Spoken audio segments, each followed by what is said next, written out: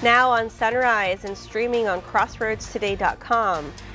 A school district bus involved in a crash, those details are just ahead.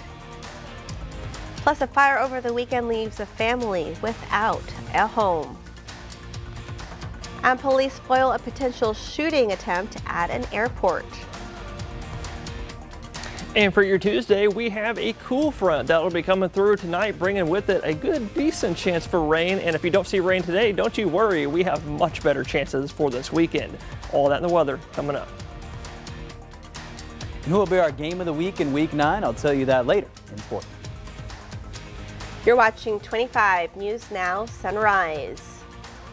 Good morning, Crossroads, and welcome to your Tuesday morning. It's early voting time. There's definitely plenty of time for y'all to make it out and vote early because maybe you're busy on election day. That's right, and that's going to run all the way up until Halloween, and we're going to have more details on that later on Sunrise, because this morning for your Taco Tuesday, we're starting out quite warm already. I guarantee you've noticed that if you stepped out the door already. 72 is what we're starting at in Victoria. Dew point matching that 72, bringing us 100% humidity, which y'all know what that means. And actually, if you look at the camera, you can kind of see we have a little bit of fog trying to form out there this morning. It's going to be really light, as indicated right here by the camera and also indicated by the visibility right here, 2 miles. That just means it's going to be really light. This one says half mile. Don't buy that. Don't listen to that. It's going to be really light if there's any fog out there this morning, because right now what we're dealing with is some very calm to very light winds out there, which are, you'll notice, from the south. No longer from the northeast. That's why we're all warm this morning. No more 60s out there, at least not yet. Not until the front gets here. Lots of mid and upper 70s and even low 80s on the coast this morning. So if you're sending your kiddos out the door this morning with it so warm out there, that means it's going to be a bit of a hot afternoon. So we'll look at those details next.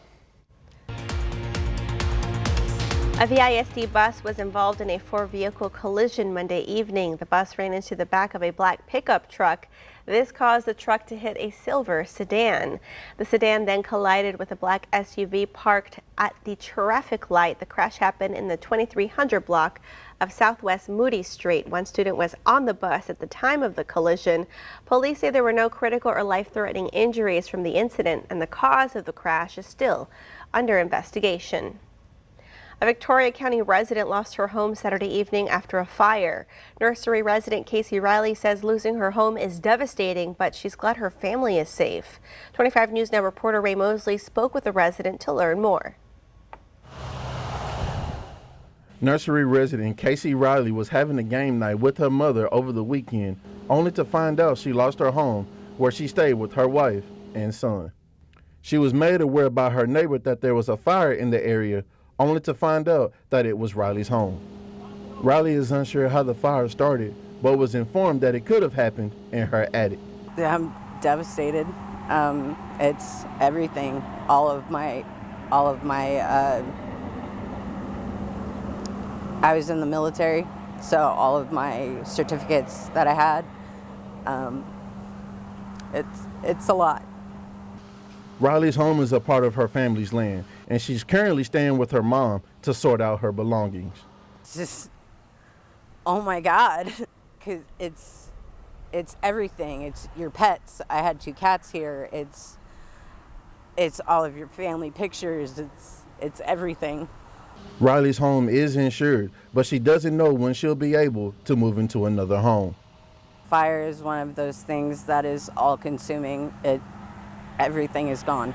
Though Casey Riley's home was lost to the flames, her spirit remains unbroken as she leans on family and hope to rebuild what truly matters. Ray Mosley, KAVU TV, 25 News Now. A spokesperson from the Victoria County Sheriff's Office says the cause of the fire is under investigation by the Victoria County Fire Marshal's Office. Victoria City Council members are set to meet at 5 this evening. They'll consider approving an interlocal agreement with the Golden Crescent Regional Planning Commission to operate the Victoria Public Transit for the 2026 fiscal year. The council will also consider appointing the Downtown Tax Increment Reinvestment Zone Chair. They meet at 107 West Wallen Street in council chambers. Now to that suspected plot targeting the nation's biggest airport. ABC's Mola Lengi has the latest as police in Atlanta say they prevented a potential mass shooting.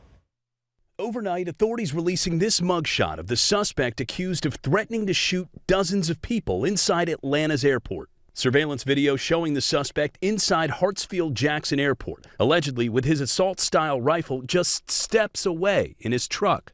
He seemed to be very interested in the TSA check-in area, which you can see was heavily crowded with travelers. Police say the suspect was scoping out the terminal. They say this video shows the moment Billy Cagle pulled up, parking his truck outside. Police say within minutes, a tip came in from Cagle's family. Cartersville Police Department was alerted by the family of Mr. Cagle that he was streaming on social media, that he was headed to the airport, in their words, to shoot it up. According to police, the family said Cagle wanted to inflict harm to as many people as he could and sent a photo to police to identify him. Officers quickly spotting him. Why are you at the airport? Oh. I'm just here, Ma. Put your hands behind your back.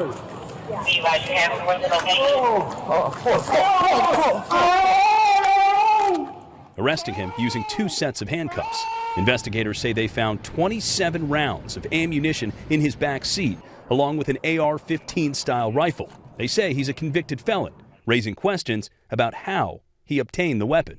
We're here today briefing you on a success and not a tragedy, because a family saw something and said something. Mola Lenghi, ABC News, New York. It's day 21 of the government shutdown, and another Senate vote has failed. Senate lawmakers rejected the House-passed funding bill for the 11th time Monday evening.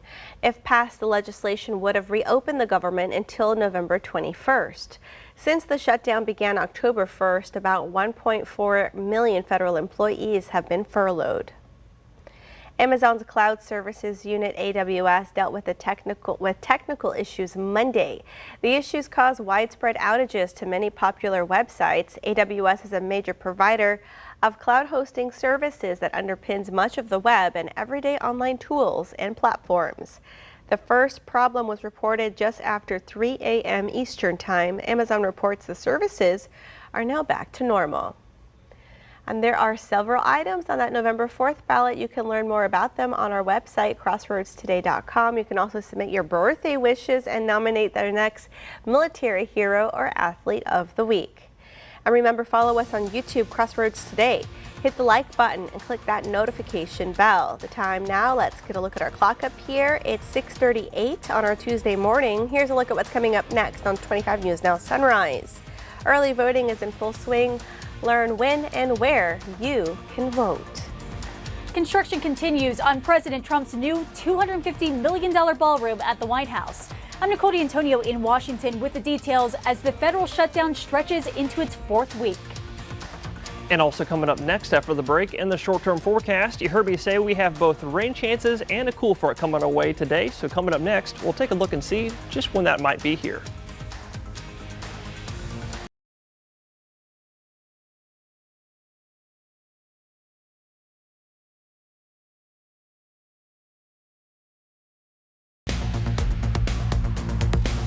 Well, good morning, Crossroads, and happy Taco Tuesday. For your Taco Tuesday, we're going to be sizzling like a taco, so y'all please stay safe and hydrated out there.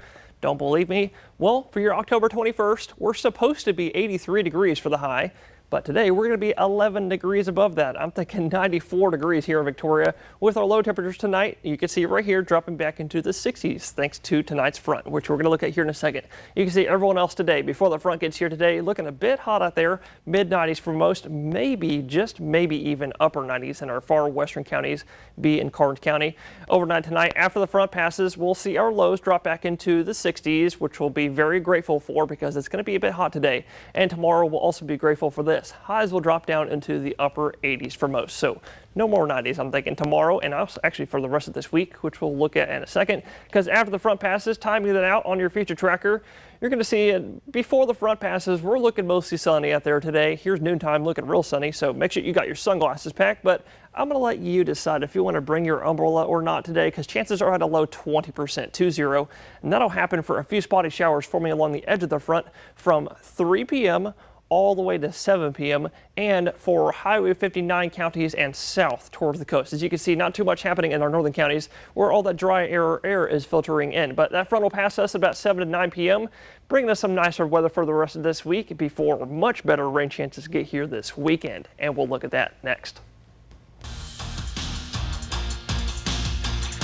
Our happy Tuesday morning here, Crossroads. And last week's game of the week between the Sinton Pirates and the Cuero Gobblers was a big-time classic. It was serving probably for game of the year, as again, Cuero came back from 20 points down and won 56-55 over the Sinton Pirates. Well, for our game of the week in Week 9, we're hoping maybe it could be the same out there in Worden County, where we're choosing the oldest rivalry in Texas between Bay City Blackcats at 5-1, facing the El Campo Ricebirds at 6-1. The Ricebirds won last week 49-7 versus Floresville, while Bay City lost a heartbreaker to Lavernia at home 25-22. And the Ricebirds offense relies on their rushing attack with Kylan Taylor and Vlad Garcia, who ran for 11 carries for 139 yards there last week versus the Tigers. Now for the Blackcats, they rely more on the passing game with their two-quarterback system and Kamarian Wiggins and Jonas Edwards, who made some big-time plays last week in their loss versus the Bears. So I believe the winner of this game will try to take firm control of District 15 for a Division I. This is Max Williams, 25 News Now Sports. We want to invite y'all to experience our digital streaming service, Crossroads Today Plus. You can stream our daily newscast and much more using your connected TV. Just download Crossroads Today Plus on your Roku, Amazon Fire TV, Apple TV, or Android TV. Just search for Crossroads Today Plus. Another vote on funding the federal government fails. ABC's Nicole D'Antonio is in Washington as the federal shutdown stretches into its 4th week. This morning, as the government shutdown enters its 4th week, demolition crews are still hard at work tearing down parts of the White House East Wing to make way for President Trump's new $250 million ballroom.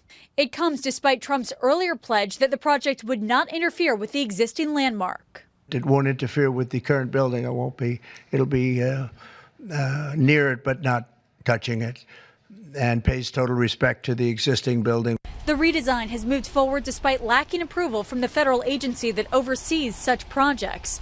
The president says the new ballroom will be larger than the White House residence itself. Trump also says it will be paid for with private donations, which is why construction is continued while the rest of the federal government remains closed. Senate Republicans are headed to the White House today amid the shutdown stalemate, still refusing to negotiate on any Democratic demands. So we're hoping the Democrats become much less deranged and that we will get the vote pretty soon. And I hear they're starting to feel that way, too.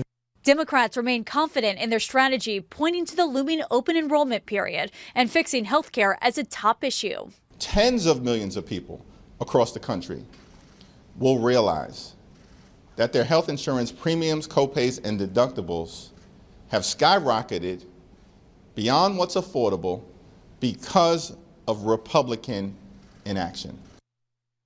No word yet on when this standoff could end, as hundreds of thousands of workers brace for another missed paycheck, and key federal programs will soon lapse completely. Nicole D'Antonio, ABC News, Washington. Early voting has started in the 2025 Texas joint general election. There are several issues both on the state and county level on the ballot. The elections administrator for Victoria County, Margetta Hill, says over 100 people turned out for in-person early voting Monday. Hill also mentioned a change in the voting process she wants everyone to be aware of. If you're physically disabled to come into a polling place, then you have to sign this affidavit, and it's letting you vote curbside. That's only curbside, and you can only vote curbside if you sign this affidavit. And then after the election is over, we send those to the Secretary of State. Yep. Easy day, girl. Residents who sign the affidavit to vote curbside will not be allowed to enter the polling location once they've submitted their vote. Early voting in Victoria County runs through October 31st. Those voting hours are 8 to 5 on most days, with extended hours from 7 a.m. to 7 p.m. on Thursday and Friday.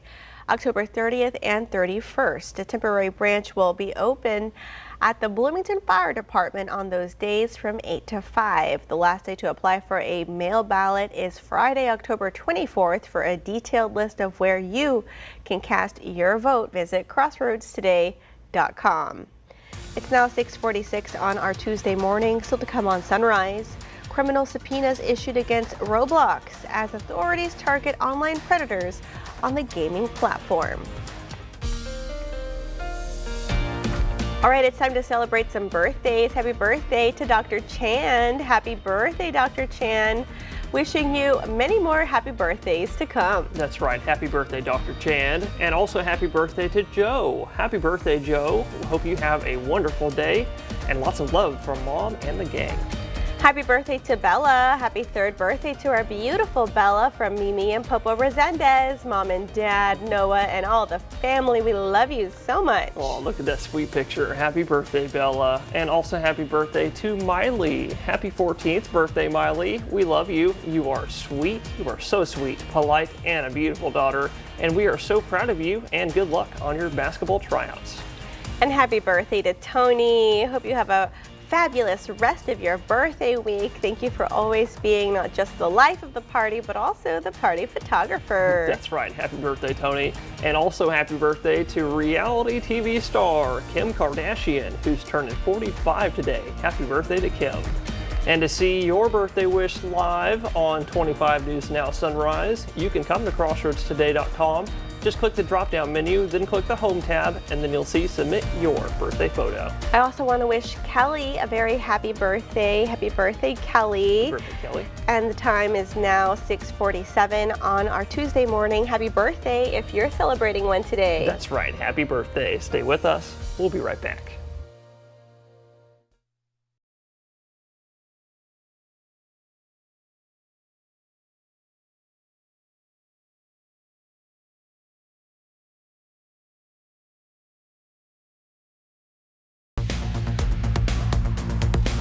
Well, good morning, Crossroads. I'm sure a lot of y'all saw the 7-day forecast a few moments ago, and you probably saw what I was talking about, how after the cool front passes tonight, somewhere around 7 or 9 p.m. here in Victoria, we're looking at lows sticking in the 60s for the rest of the week, and highs also, look at that, they're being nice to us. Back in the upper 80s, not super nice, but nicer than mid 90s. I think you would all agree with me.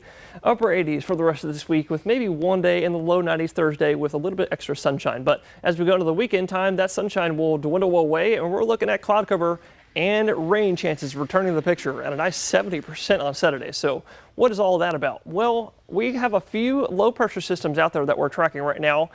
A few of them are mid-level and the others are upper level. So starting off the west coast, here is the first mid-level low that's going to be bringing us our rain chances this weekend. We'll look at that here in a second because looking over the northern states, we're talking about like right over Illinois and also the Great Lakes region.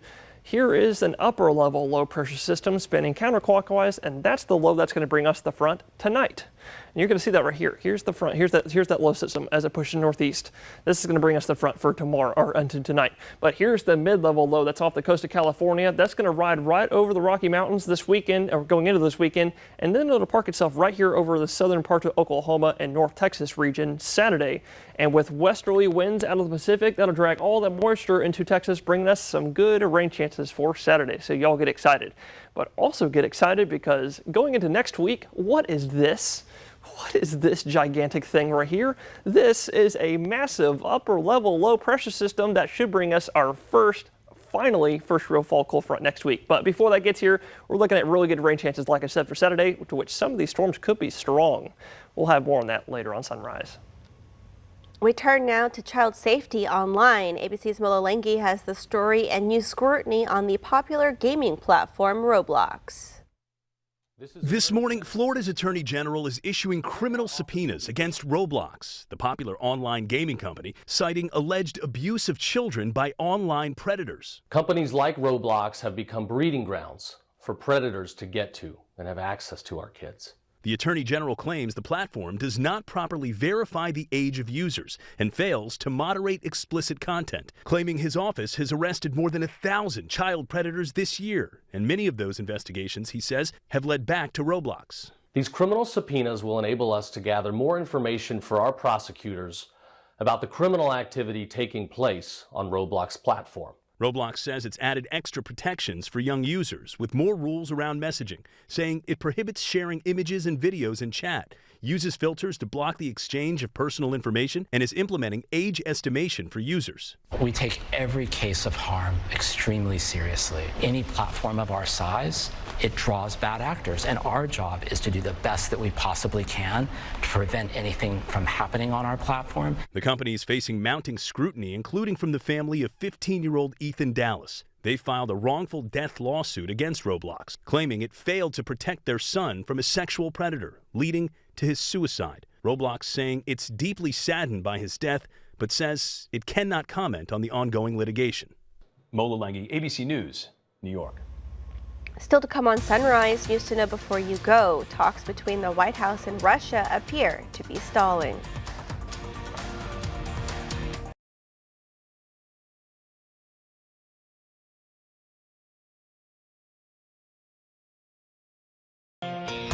Talks between the White House and Russia appear to be stalling. Last week, President Donald Trump said he and Russian President Vladimir Putin agreed for their advisors to meet, but an anticipated meeting between Secretary of State Marco Rubio and his Russian counterpart is tabled. It's unclear if the delay will impact the summit between Trump and Putin in Budapest next week. A federal court has ruled President Trump can deploy Oregon National Guard troops to Portland. The administration argued troops are needed to protect a federal ICE facility. A small group of demonstrators has been gathering outside the building for months, leading to some clashes. Local and state officials say the administration is grossly exaggerating the scale of the incidents. Former President Joe Biden has completed a course of radiation treatment for an aggressive form of prostate cancer. The former president announced his cancer diagnosis back in May.